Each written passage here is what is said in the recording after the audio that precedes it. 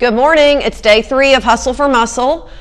Today, our focus is going to be on core and balance. I've also thrown in a short cardio challenge too. And let me explain why that's important.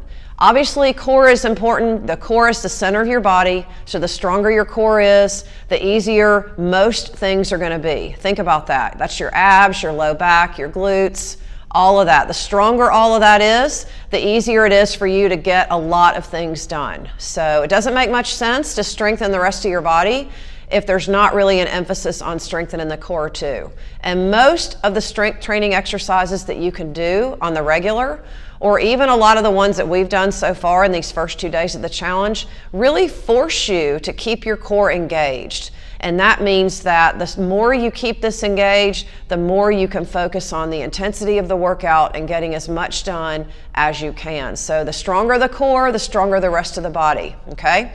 Now the reason I like to work balance in, and the older I get I can appreciate this too, is that balance is one of those things that you really have to make a concerted effort to work on.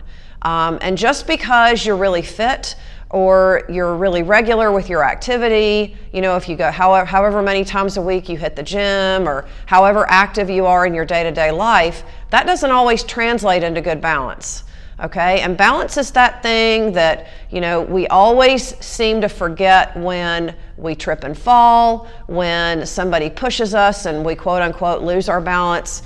We might skip a step going down the steps or skip a step going up, and then all of a sudden we do something that we wouldn't normally do, and that usually results in some type of injury, which under any other circumstance probably wouldn't be a big deal. But think about that. You skipped a step going up or going down, you might trip, you might fall, you might put your hand down, you might hurt your shoulder, or worse, twist something in your back, twist your knee, the list goes on and on. So this is why balance is so important to target, and why it's always surprising to me when I talk to people and they say how often they work out and how active they are, and oh, I run a race occasionally, I go to a strength training class a couple times a week, you know, and then a lot of people that say, well, I even work with a trainer, but we don't work on balance.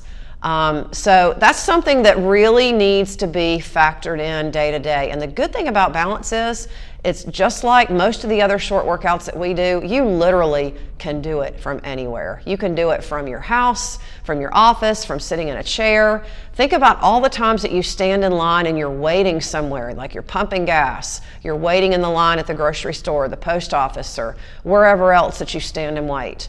And I'm not saying drop and go into some type of fitness challenge in a public setting. Now that might be kind of fun too to do one day, but from a balance perspective, it really is an easy thing to think about wherever it is that you are. And when we focus on core, well, not most of the time, really depends on the type of approach you take, but it is easy to factor balance in when you're working on core, and that's what makes them a natural fit to do together. So the challenge today, we're going to do 3 core exercises, and we're going to do 3 balance challenges, okay? Now the cardio challenge is going to be what I call a pyramid challenge, okay? So what that's going to mean is we're going to do 20 seconds, 30 seconds, 45 seconds, and then work your way back down, okay? So in other words, we'll start with 20 seconds of one exercise, we'll go into 30 of something else, we'll go into 45 of something else, and then you work your way down. Now the challenge comes in because you don't get a break in there. So think about that, 20 seconds, 30 seconds, 45, 30 seconds, 20 seconds. We're not talking about a lot of time, okay?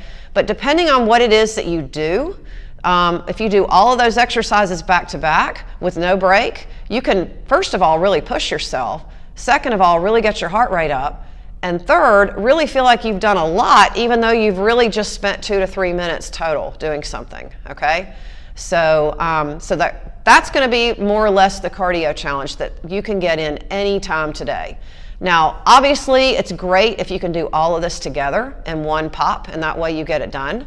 But the other thing about all of these challenges is you can break these up. So you can tackle the balance piece maybe if you feel like you need to want to focus on that, and then do the cardio challenge and the core when you have time, okay?